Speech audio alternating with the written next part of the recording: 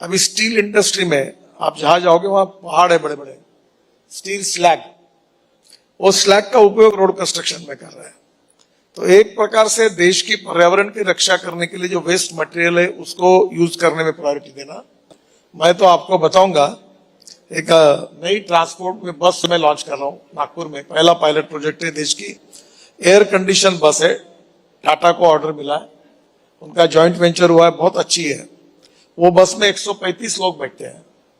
और ये जो बस है, अगर उसका वीडियो होगा तो दिखा देना, आएगा। वो बस जो है 135 सीटर है, फुल्ली एयर कंडीशन है। उस बस में हवाई जहाज में जैसा चाय पानी नाश्ता मिलता है वो है, उसमें एयर होस्टेस की जगह बस होस्टेस है।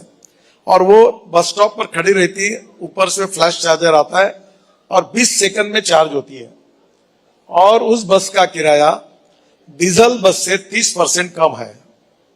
और ये जो बस है, अब ये दिल्ली से देहरादून, दिल्ली से लुधियाना, दिल्ली से अमृतसर, दिल्ली से जयपुर, मुंबई से पुणे, बंगलोर से चेन्नई, सब चलेगी।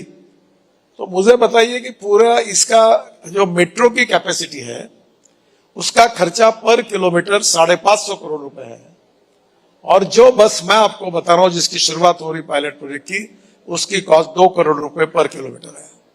अब मुझे बताओ, देश में छोटे छोटे शहरों में ये बस हो जाएगी तो आप गाड़ी नहीं यूज करोगे, आप एग्जीक्यूटिव सीट में लैपटॉप में टीवी देखते हुए आप बस में चलोगे। और टिकट रेट डीजल बस की तुलना में 30% कम, और ऊपर से चाय पानी नाश्ता खुशी से जा रहे हो। तो आने वाले समय में टेक्नोलॉजी के कारण बहुत रिवोल्यूशन हो रहा है। तो ये कॉस्ट इफेक्टिव और एक से दूसरी अभी मैंने पानी पे उतरने वाला हवाई जहाज लाया था, मैं खुद बैठा समुद्र में उतरा था, अब वो आ रहा है एमपीबीएस सी प्लेन।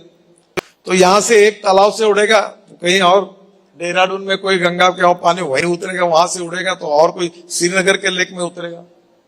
तो रिवोल्यूशन होगा। अभी मैं रोपवे केबल कार बना रहा हूं, देखो आपको आश्चर्य होगा कि केदारनाथ में हम लोग में 360 रोपवे केबल कार और फेनेकुलर रेलवे बना रहा हूं।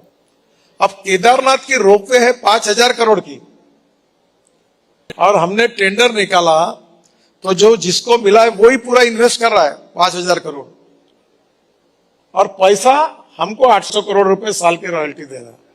800 करोड़, मैंने एक रोपवे बनाकर मैं 800 करोड़ रुपए कमा रहा हूं, इन्वेस्टमेंट जीरो। ऐसे मैं अनेक रोपवे केबल कार, अभी धौला कुआं से मानेसर, उसकी कल मेरे यहाँ मीटिंग है, अध्ययन कर रहे हैं। तो बहुत सी टेक्नोलॉजी, हवा में चलने वाली डबल डेकर बस चलाने का विचार है। इतने सारे आइडियाज आते कैसे हैं आपको? देखो, एक बात मैं आपको बता देता हूं, एक तो मैं राजनेता हूं, नई नई बातें बता रहा हूं, तो आप रिकॉर्ड कर लो, और ये सब लोगों को भी और पत्रकारों के रिकॉर्ड कर लो। और मैं जो जो बोला हूं अभी तक 11 साल में, मैंने बोली हुई एक भी बात अगर नहीं हुई होगी तो ब्रेकिंग न्यूज लगा लो।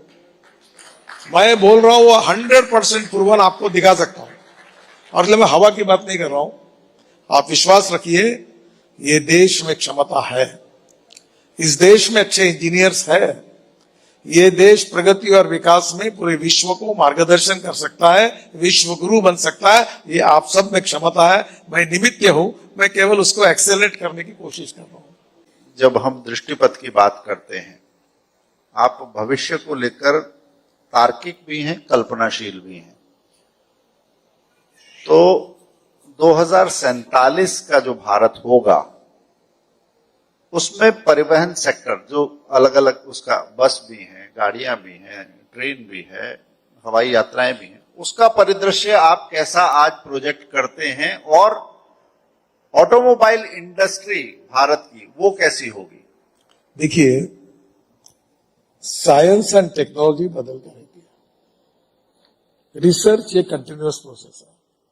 आज मैं फ्लेक्स इंजन की गाड़ी में आपके पास आया हूं, जब 5 साल के बाद अगले बार जब मैं शायद आऊंगा, अब this is not my commitment, ये मेरा विजन या मेरी एक महत्वाकांक्षा हो सकती, होगा कि नहीं होगा, आई एम नॉट श्योर, पर मुझे लगता है हो सकता है। अभी 5 साल के बाद अशोका होटल में जब मैं आऊंगा तो मेरे घर में ड्रोन में बैठूंगा, ड्रोन हवा में उड़ेगा और मैं यहां उतरूंगा और फिर आपके कार्यक्रम में। मुझे अगर आपका कार्यक्रम अगर समझो यहां नहीं है, देहरादून में है, तो मैं दिल्ली से यहाँ यमुना में से उड़ जाऊंगा और वो प्लेन पानी से उड़कर मैं देहरादून उतर जाऊंगा और वहां से आपके पास आऊंगा। तो परिस्थिति में लगातार चेंजेस हो रहे हैं। आप देखो, आज से ये जो महिलाएं और पुरुष जो कपड़े पहने हुए हैं, अगर 100 साल पहले अगर ये कार्यक्रम होता तो क्या होता, कैसे कपड़े रहते हैं। अब फर्क पड़ गया ना, काला ये तस्मै नमः, जो कल था वो आज नहीं, आज है वो कल नहीं। It's a continuous process. इसलिए हमें लगातार पॉजिटिविटी के साथ प्रगति और विकास के नए नए टारगेट सामने रखकर चलने चाहिए। हमें वो विजन रखने चाहिए, पर केवल विजन रखने से नहीं होगा। You can donate vision, you can donate I, but you can not donate vision. पर विजन केवल सपने दिखाने वाले लोग अच्छे नहीं लगते। दिखाए हुए सपने अगर पूरे नहीं होते तो जनता पिटाई भी करती है। हाँ, तो हर सपने को पूरा करके दिखाना, ये लीडरशिप की टेस्ट होती है। और हम जिस प्रकार से काम कर रहे हैं 100% होंगे ये मैं नहीं कहता, पर हम जनता की आशा अपेक्षा और आकांक्षा को मैक्सिमम उनको पूरा करने की ईमानदारी से कोशिश करेंगे और इसमें कामयाब होंगे। यही हमारी सोच है, यही हमारा संस्कार है और यही हमारी प्रेरणा है और यही हमारी फिलोसफी है, और इसी के साथ काम करते रहेंगे। धन्यवाद नितिन जी।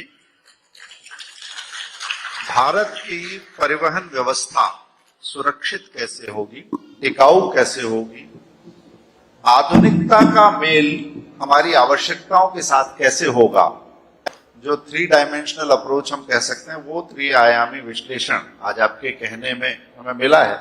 और अच्छी बात यह भी है कि इसमें कल्पना के साथ तथ्यों का मेल है और आजमाए हुए जमीन पर उतरे हुए उदाहरणों को आपने हमारे साथ रखा। बहुत सफाई से, साफगोई से, स्पष्टता से आपने सारे विचार साझा किए। हम आभारी हैं, आपने अपने अतिव्यस्त समय में से हमारे लिए समय निकाला। और फिर ऐसा संवाद जारी रहेगा बहुत सारे नए आइडियाज के साथ।